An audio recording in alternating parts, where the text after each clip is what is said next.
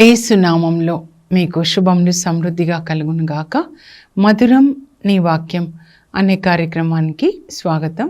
ఈరోజు మనం యేసు సన్నిధిలో సమార్య స్త్రీ అనే అంశాన్ని ధ్యానించుకుందామండి.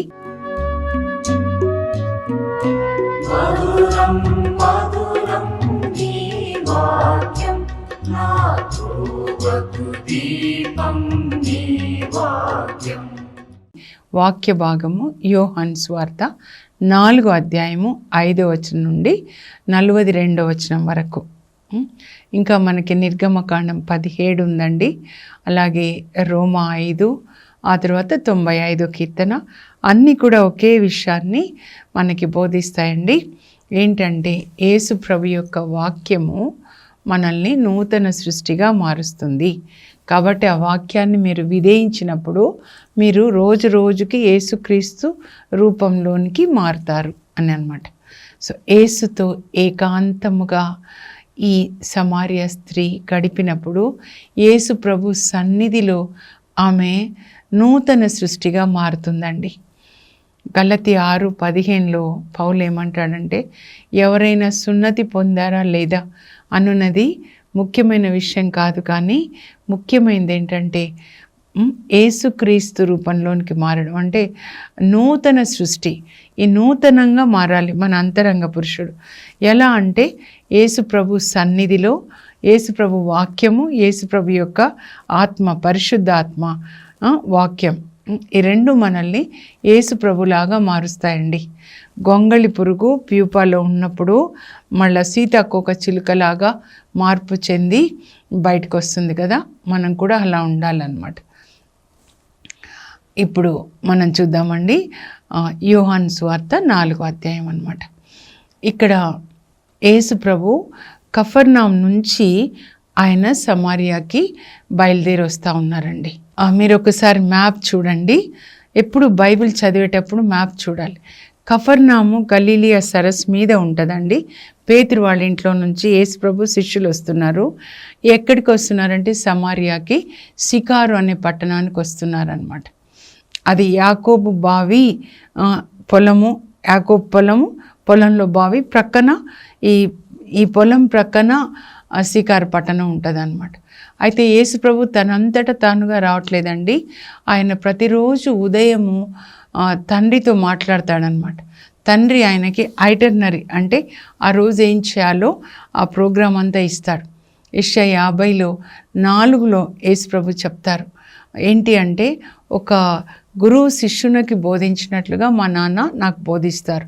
నాన్న, ఈరోజు నువ్వు సమార్య స్త్రీని రక్షించాలి, సమారియాకి వెళ్ళాలి, సికారు పట్టణంలో ఆమె నివసిస్తుంది అని. అప్పుడు నాన్న చెప్పినట్లుగా అలాగే నాన్న అని ఆయన బయలుదేరి వస్తున్నాడు. ఆయన చెప్తాడు,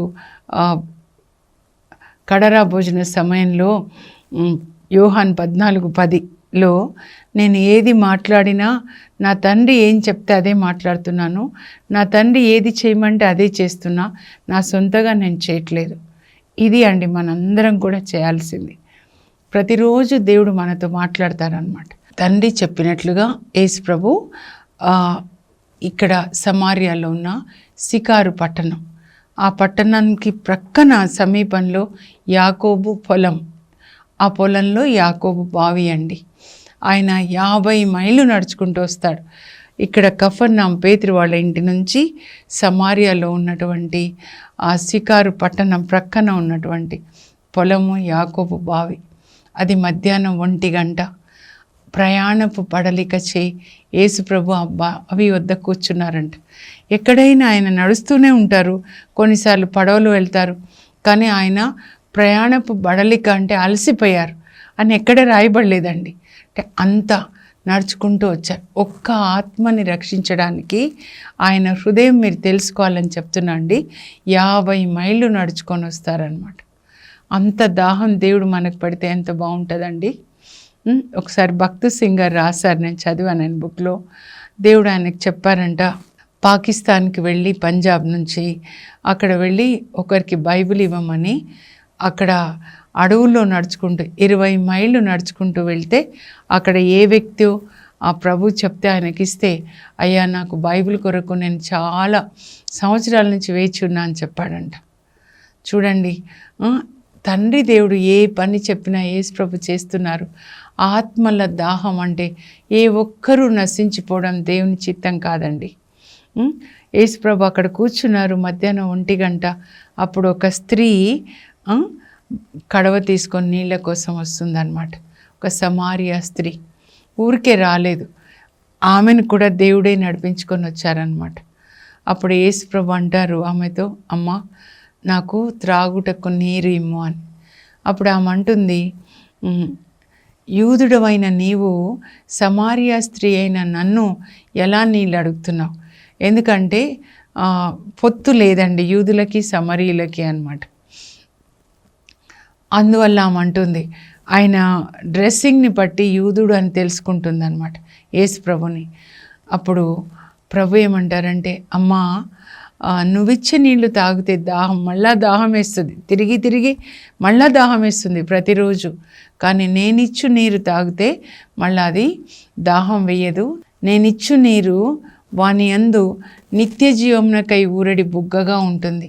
యోహాను 4:14 అండి. అప్పుడు ఆమె అంటుంది, అయ్యా నీ దగ్గర ఏం లేదు చేదడానికి, మరి ఈ బావి మా పితరుడు యాకోబు మాకు ఇచ్చాడు, వాళ్ళ పిల్లలు మందలు అందరూ తాగారు, మేము కూడా తాగుతున్నాం, నువ్వు ఆ యాకోబు కంటే గొప్పవాడవా అని చెప్పి ఆమె అంటుంది అనమాట. అప్పుడు ప్రభు ఈ మాట చెప్తారు, నేను ఇచ్చే నీళ్ళు తాగితే మళ్ళీ దాహం వేయదు అని ఎప్పుడు అంటారు ప్రభు. అప్పుడు ఆమె అంటుంది, ఇవ్వండి అయ్యా నీళ్ళు, రోజు ఈ బావికి రావాలి. అందులో కూడా 1 గంట మధ్యాహ్నం ఎవరు వస్తారండి? సాయంకాలం చల్లబడ్డ తర్వాత 4 గంటలకు 5 గంటలకు వస్తారు. ఎందుకు ఈమె ఇలా వస్తుంది? ఏంటి ఈమె పరిస్థితి? ప్రభుకి మాత్రమే తెలుసండి. అప్పుడు ప్రభు అంటారు, నేను నీళ్ళు ఇస్తాను నీకు, నేను ఇచ్చే నీళ్ళు తాగితే మళ్ళీ దాహం వేయదు కదా, అయితే నువ్వు వెళ్ళి నీ భర్తను పిలుచుకొని రా అనగానే ఆమె ముఖం మారిపోతుంది. నాకు భర్త లేడు అని చెప్తుంది. అవునమ్మా నువ్వు సత్యం చెప్పావు తల్లి, నీవు ఇప్పటి వరకు 5గురిని కట్టుకున్నావు, ఇప్పుడు నువ్వు ఒక వ్యక్తితో ఉంటున్నావు, ఆయన నీ భర్త కాదు అని చెప్పగానే ఆమె, అయ్యా నేను చూస్తుంటే నీవు ప్రవక్త అని నాకు తోస్తూ ఉంది. అంటే ప్రవక్తలు అయితేనే కదా ఒక వ్యక్తి గతం గురించి, ఒక వ్యక్తి భవిష్యత్ గురించి చెప్తారు, వర్తమానం గురించి. నువ్వు ప్రవక్త అని తోస్తుందయ్యా అని ఆయనను ఒక ప్రశ్న వేయాలని అనమాట. ఇదిగో మేమైతే ఇక్కడ ఈ పర్వతం మీద మరి దేవుణ్ణి ఆరాధిస్తున్నాము, మీ యూదులేమో అక్కడ యెరూషలేములో ఆరాధించాలని చెప్తున్నారు అని చెప్పి అడుగుతుంది అనమాట. వీళ్ళు యూదులు బాబిలోనియా ప్రవాసం నుంచి వచ్చిన తర్వాత వాళ్ళు 2వ దేవాలయాన్ని కడతారండి. జెరుబ్బాబెలు, యెహోషువ ఇంకా ప్రవాసం నుంచి వచ్చిన వాళ్ళు. అప్పుడు ఈ సమరీయులు కూడా వాళ్ళతో కలిసి కట్టాలని వెళ్తారనమాట. అప్పుడు వాళ్ళు ఒప్పుకోరు, మీతో మాకు పొత్తు లేదు అని వాళ్ళని రానివ్వరు. అందుకని వాళ్ళు చాలా ఆటంకాలు కలుగజేస్తారనమాట. ఎందుకంటే అసిరియా ఈ ఉత్తర ఇజ్రాయెల్ని చెదరగొట్టినప్పుడు అసిరియా రాజులు అసిరియన్లను తీసుకొచ్చి ఇక్కడ పెడతారు, వీళ్ళని తీసుకెళ్ళి అక్కడక్కడ పెడతారు, అట్లా తోబితిని కూడా తీసుకొని వెళ్తారనమాట. అప్పుడు వీళ్ళు ఏం చేస్తారంటే ఇక్కడ ఉన్న వాళ్ళు ఇజ్రాయెల్ ప్రజలు అసిరియన్లను పెళ్లి చేసుకుంటారు. అప్పుడు పుట్టిన వాళ్ళని సమరీయులు అనమాట. అప్పుడు ఏంటంటే మీరు సున్నతి సంస్కారం లేని వాళ్ళని చేసుకున్నారు, మీరు మైల పడిపోయారని వాళ్ళని వేరు చేస్తారండి. ఎక్స్కమ్యూనికేషన్ అంటారు కదా, అలా వెలివేసిన వాళ్ళుగా చూస్తారనమాట, వెలివేయబడ్డ వాళ్ళుగా ఉంటారు. అందుకని దేవాలయం కట్టేటప్పుడు ఇంకా వాళ్ళు చెప్తారు, ఇంకా మీతో మాకు పొత్తు లేదు, మీరు మాతో కలవడానికి వీల్లేదని వీళ్ళు దేవాలయాన్ని వీళ్ళే కట్టుకుంటారు యూదులు. జెరుబ్బాబెలు, యెహోషువ ప్రవాసం నుంచి వచ్చిన వాళ్ళు. వీళ్ళు ఏం చేస్తారంటే సమరీయులు ఆ సమారియాలో ఒక గెరిజిం కొండ మీద దేవాలయాన్ని కట్టుకొని ఆరాధిస్తున్నారన్న. కానీ యూదులు ఏమంటారంటే ఇక్కడ చేసిందే కరెక్టు, ఈ దేవాలయంలో చేసిన ప్రార్థన అని. అందుకని ఆమె అడుగుతుంది అనమాట, ఎక్కడయ్యా అంటే అప్పుడు ప్రభు అంటారు, అమ్మా ఈ కొండ మీద కాదు, ఈ గెరిజిం కొండ మీద కాదు, అక్కడ యెరూషలేం దేవాలయం కాదమ్మా, రక్షణ యూదుల నుంచి వస్తుంది. ఈ దేవాలయంలోంచి కాదు, రక్షణ యూదుల నుంచి వస్తుంది అని చెప్పి నిజమైన ఆరాధకులు ఆత్మయందు సత్యమందు ఆరాధించే సమయం ఆసన్నమగుచున్నది. నిజమునకు నా తండ్రి కోరున్నది ఈ విధమైన ఆరాధకులనే. ఒక సమరియా స్త్రీతోటి గొప్ప గ్రేటెస్ట్ ట్రూత్ పంచుకుంటున్నారండి యేసుప్రభు.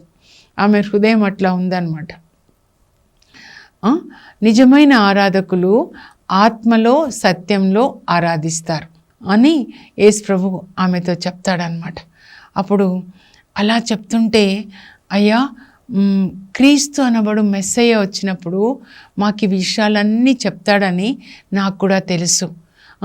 నేను కూడా ఎదురు చూస్తున్నా, ఎప్పుడు వస్తాడు మెస్సయ్య, ఎప్పుడు వస్తాడు అని ఎదురు చూస్తూ ఉందన్నమాట. అప్పుడు యేసుప్రభు ఏమంటారంటే, నీతో మాట్లాడుతున్న నేనే ఆ మెస్సయ్యాను. యేసుప్రభు అలా బావి మీద కూర్చున్నారు, ఆమె కింద కూర్చుంది. నేనేనమ్మా నీతో మాట్లాడుతున్నా, నేనే ఆ మెస్సయ్య అంటే ఆమెకి ఎంత షాకు. నేను అనుకుంటా ఎవరో ఒక మామూలు వ్యక్తిలాగా మన ఇంటికి వచ్చారు పాపు గారు, మనకు తెలీదు. తర్వాత నేను పరిశుద్ధ తండ్రి గారు అని చెప్తే మనకు ఎలా ఉంటుంది? ఆమెకి ఎంత షాక్. మెస్సయ్య నాతో మాట్లాడుతున్నారా అయ్యా, ఎన్ని సంవత్సరాల నుంచి నేను మీ కొరకు వేచి ఉన్నాను అని చెప్పి అప్పుడు ఆమె భారం అంతా పంచుకుంటుంది యేసుప్రభు సన్నిధిలో. నేను ఇట్లా 5గురిని కట్టుకోలేదయ్యా, నాకేమీ దిక్కు లేని పరిస్థితిలో నా పెళ్ళి జరిగింది. తర్వాత మరి ఏ కారణం కూడా లేదు, కానీ ఆయన నాకు విడాకులు ఇచ్చేశాడు. యూదులలో మగవాళ్లే విడాకులు ఇస్తారండి యేసుప్రభు కాలంలో. ఇప్పటి సంగతి నాకు తెలీదు. ఇంకా మళ్ళా పెళ్లి చేసుకుంటే నాకు ఏదో ఒక ఆదరు ఉంటుంది, తల్లిదండ్రులు లేరు, దిక్కు లేకుండా ఉన్నాను. మళ్ళా పెళ్లి చేసుకుంటానని వస్తే ఒక ఆశ్రయం ఉంటుందని చేసుకుంటే ఆయన విడిచిపెట్టాడు. ఆ తర్వాత ఇంకొక ఆయన, ఒకరి తర్వాత ఒకరు. నా హృదయం అంతా వేదంతో ఉంది, నా బాధలు, నా కన్నీళ్ళు ఎవరితో చెప్పుకోవాలి? ఎవరైనా ఒక్కరైనా నన్ను ప్రేమిస్తారా?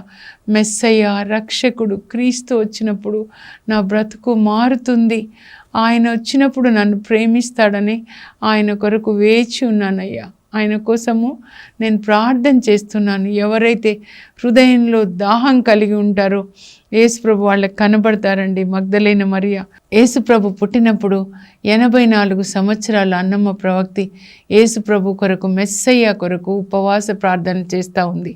సిమియోను భక్తుడు కూడా, జకారియా, ఎలిజబెత్ అమ్మలు, అనేక మంది ఎవరైతే హృదయంతో పూర్ణ హృదయంతో ఆయనను వెతుకుతారో అప్పుడు ఆయన కనబడతాడు.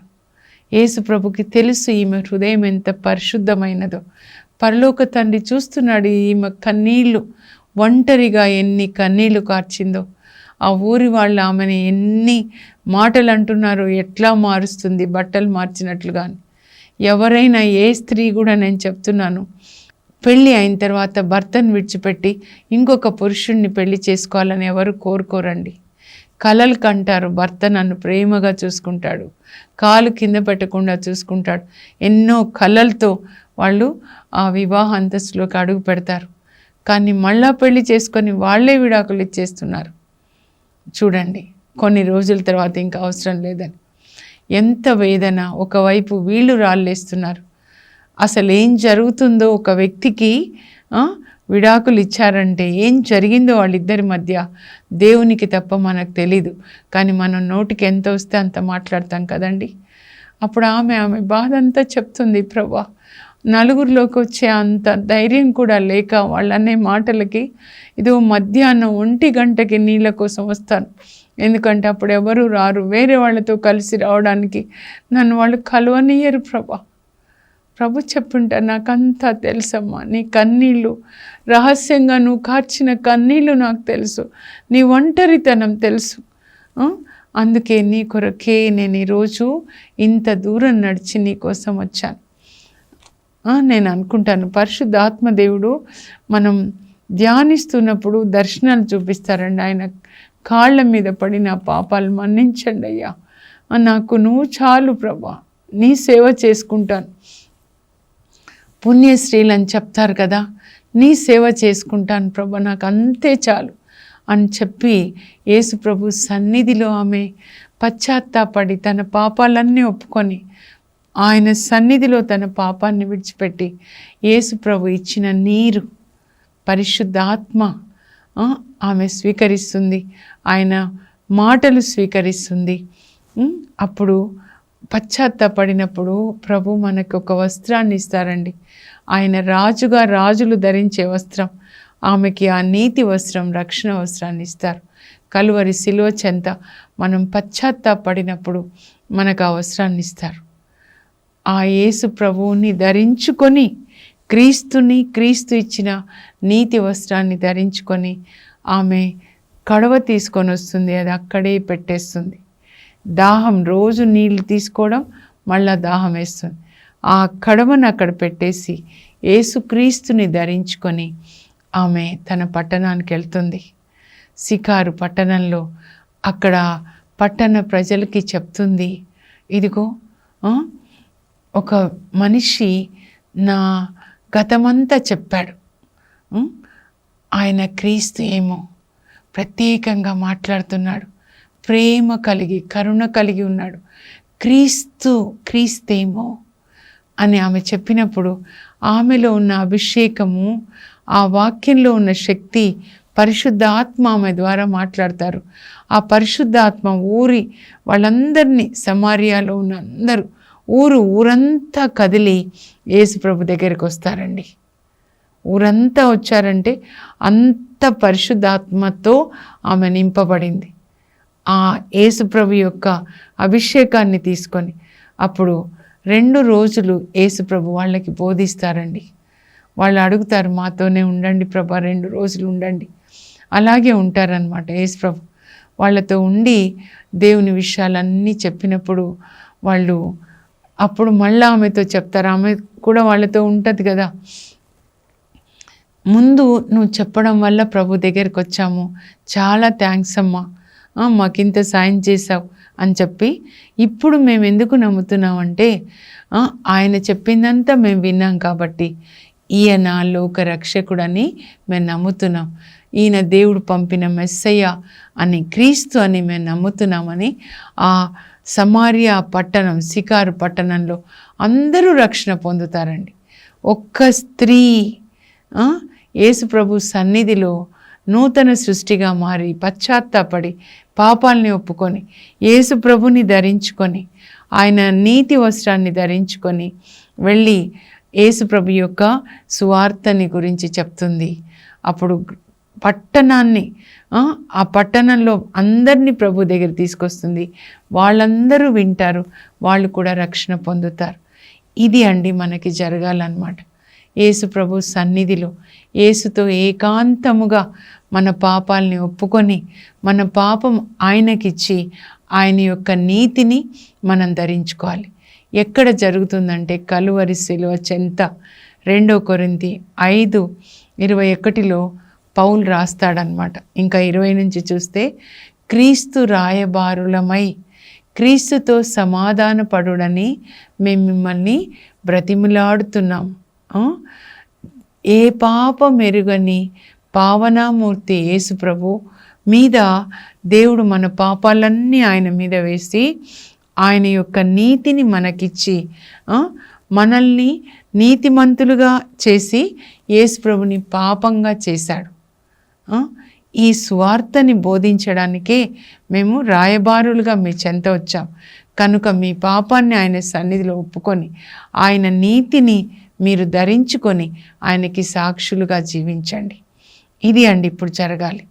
ఇంకా ఆమె సువార్త ఎట్లా బోధించి ఉంటుందో కదా. ఒకసారి సేవకు పిలిస్తే, ఇప్పుడు నన్ను పిలిచారు అప్పుడు 97లో, అప్పటి నుంచి సేవ ఆగలేదు కదండి. సో ఈమె ఎంత బలంగా సువార్త బోధించి ఉంటుందో కదా. యేసు ప్రభు సన్నిధిలో తన పాపాన్ని ఒప్పుకొని కుమ్మరించింది అనమాట. ఈ నీళ్లు తాగే వాళ్ళకి మళ్ళా దాహం వేస్తుంది కదా. ఈ లోకపు తిండి తింటే దాహం, ఈ లోకపు ఇవి కొనుక్కుంటే దాహం, ఇవి తాగు మళ్ళా దాహం వేస్తుంది.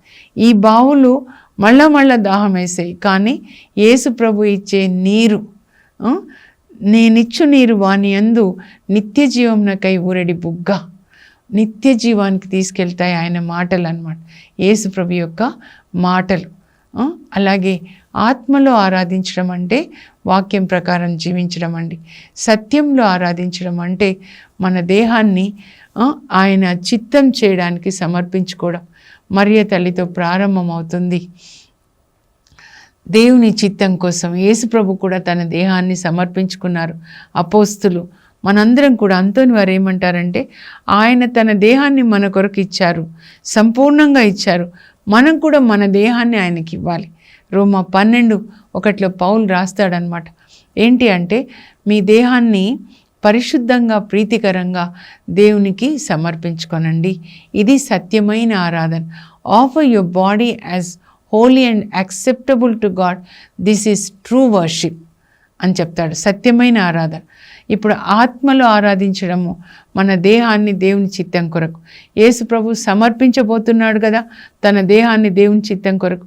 అందుకే సమయం ఆసన్నమైనది, ఆత్మలో ఆరాధించే సమయం అన్నమాట. అది యేసు ప్రభు చెప్తున్నారు. అందుకే హెబ్రీ 10:5-7 వచనాలు కలిపితే యేసు ప్రభు వాళ్ళ నాన్నతో ఏమంటున్నారంటే, నాన్న నీవు బలులని కోరవు, దహన బలులను నువ్వు కోరవు, కానీ నువ్వు నాకు ఒక శరీరాన్ని ఇచ్చావు నాన్న నీ చిత్తం చేయడానికి. అందుకే నేను ఇక్కడికి వచ్చాను, ఈ లోకానికి నీ చిత్తం చేయడానికి వచ్చాను అని మనందరి కొరకు ఆయన శిలువలో మరణిస్తారు. అలాగే మరియ తల్లి, ఇదో అమ్మ నువ్వు గర్భం ధరించి కుమారుని కంటావు, ఆయనకి యేసు అని పేరు పెట్టాలి. ఎలా?